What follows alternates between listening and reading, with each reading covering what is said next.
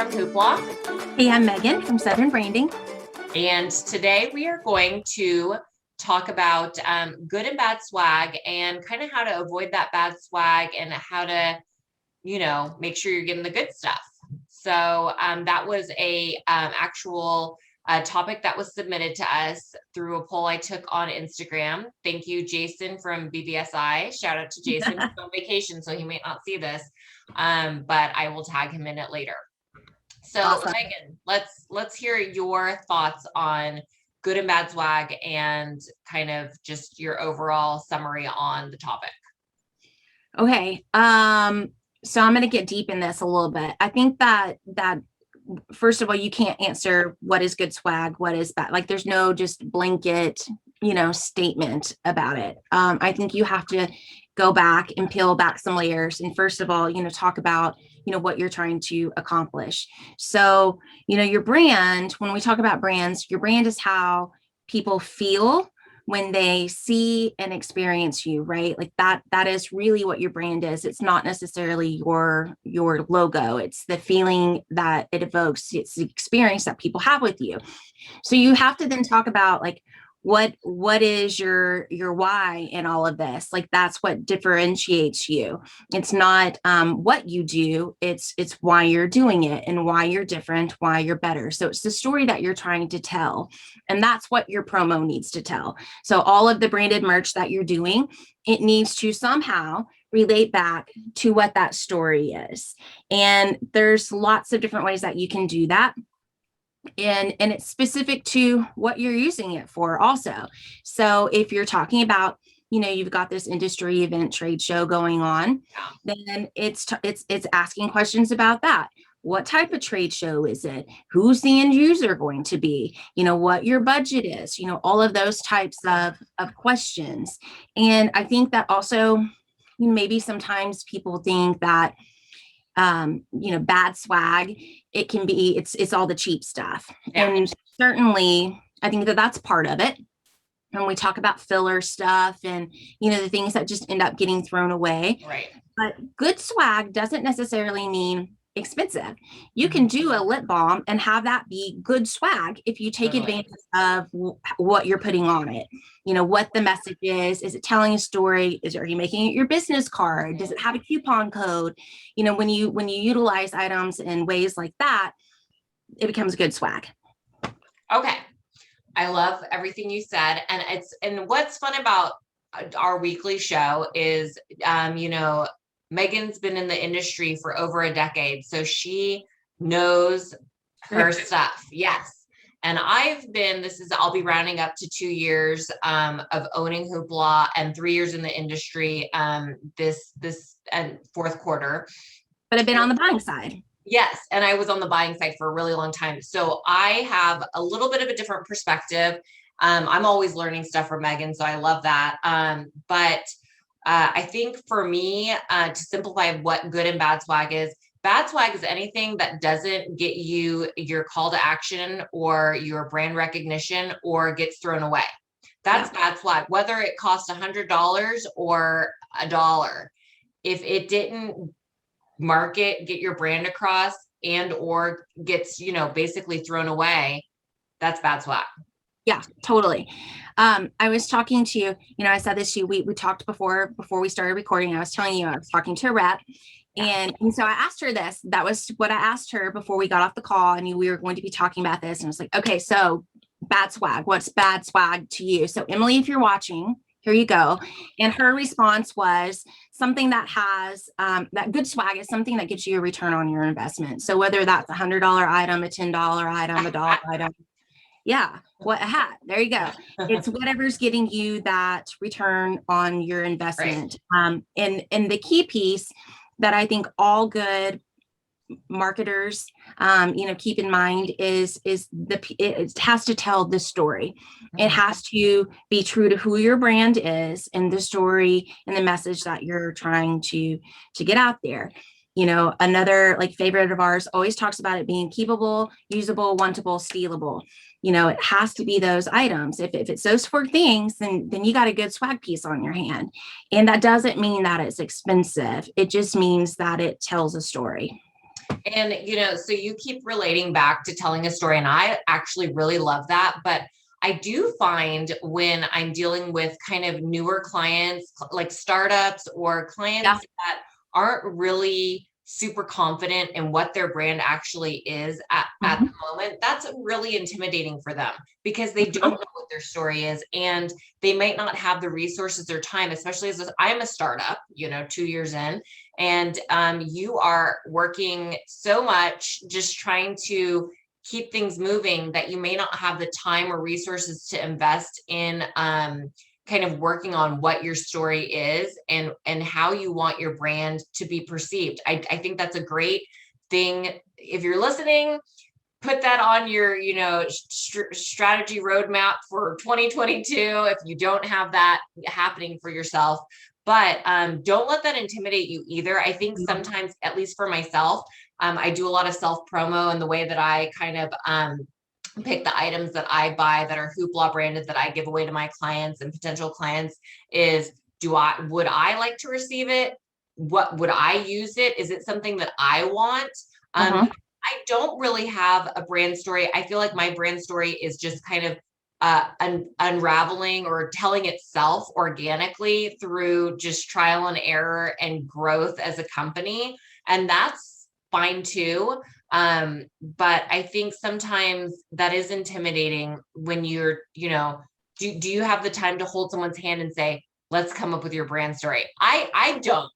Well, so I think what's so interesting about that, though, even as I'm hearing you say that, is like I so clearly see what your story is. Like you look at what your Instagram is, and like all your stories and your reels, all of that, like you clearly see who Christina at Hoopla is. Like it's authentic. Like it translates, it comes across. So I understand what you're saying with the brain story part, but I think that it's all about how you want to make people feel, like how you want people to experience you, and it's that authenticity, right? That's really what your story is. So it doesn't have to be this big, like okay, I'm this story about what my company is, and it's who you are, the feeling that you want to evoke, and you do that really well. I think that you can simplify it by going like what you just said with the, would you use it? Is it something that you want? So that wantable, usable, keepable, Yes. stealable. You think about those items, those four things, then you're gonna be all right, right? So Um, and so back to what you're saying too, I love that because that is the way I approach every project is, would I want this? You mhm, know? But I think the other part of that question, that the first question that I always ask, especially if I'm working with a newer brand or company that I haven't worked with before and I don't really know the ins and outs of their brand yet, because when you work with a client for long enough, you kind of know what their demographic is, kind of what their yeah, call to actions are, and what their purpose is, when they're doing kind of giveaways and whatnot, whether it be internally or towards clients. But so for newer clients, I think the biggest question I always ask is, what is the demographic of the mhm, receiver, whether for sure. it's giving it out at a conference or if it's more of an internal project or whatever? What is the demographic? And do you have a call to action that you Mhm. want to translate with this piece, whether it's internally or externally? And I think answering those two questions really helps the ideation process. Totally. And I think that that's also part of our responsibility Mhm. is obviously yeah, you're asking those questions, but also then suggesting what a call to action might be. Mhm. um, if you're incorporating a social media piece with it, if you're doing, we talked about QR codes Yeah. before, if you're adding something like that. And a lot of people, they don't realize, and I mean, why would they? Like they're not in this industry like we are, but that when you print something for color process, that oh, I could make a coupon out of Yep. this, or could make this my business Yep. card, or like the possibilities are limitless. Right. And that's what we are here for. Yeah. And that's and on that note, I think, because I want to try to keep these under 10 minutes, and I haven't been. I've been more like 20 minutes. On that note, I think that we always reiterate that you should be working with a brand partner, because that's what we're here for. We're here to actually kind of be a consultant to you and give you ideas that you might not know are possible. Yep. And we have a lot of fun topics. We talked for a really long time before we started recording to figure out what we wanted to talk about for the next couple of months. And so we have some really fun topics. Megan is going away to a show in a couple weeks in Chicago. Yep. And so we are going to do, like a deep dive on her show and kind of all the cool stuff she's going to find. So that's going to be really fun. And then in August, we are going to be literally focusing the whole month on holiday strategy and awesome, cool gifts to consider, because this year, every year is the same with holidays. Earlier is better, but this year it is imperative, I feel like, to get started early, because I mean, just go ahead and know there are no firm in hand states. Like, those don't exist anymore. Can't honor them, can't make them, and it's a total out of our control, because of shipping carriers too. Like, nobody's guaranteeing anything, and it is just the way that it is. So that's why we're talking about this and encouraging everyone to have this on their radar now and to be ordering now. And, like we joked about on the last one, like, it's not a sales tactic. Yeah. This is real. This is what's happening. Yeah. So it is what it is. But I am excited to go to Chicago. It's our first industry in-person large trade show since things have opened back up. So I'm excited to kind of go and see the state of the industry and what new things are happening, and really learn about some of the struggles that suppliers are happening and what we need to be aware of on that end so that we can better serve our clients.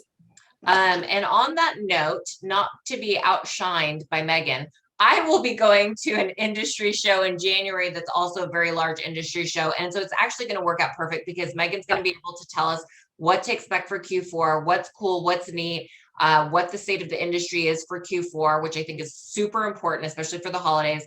And then when I go in January to the one in Vegas, which is huge, it's like overwhelmingly huge.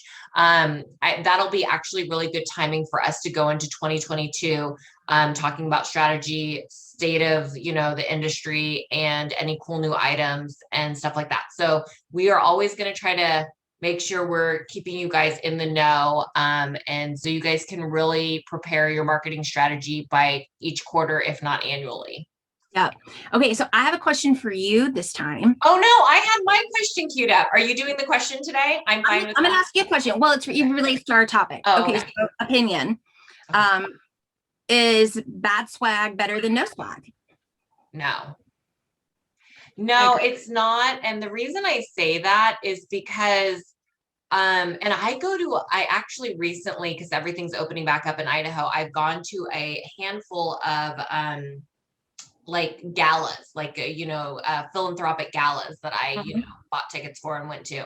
And honestly, when I open a bag and then I look through the swag that's bad makes me think not good of the company.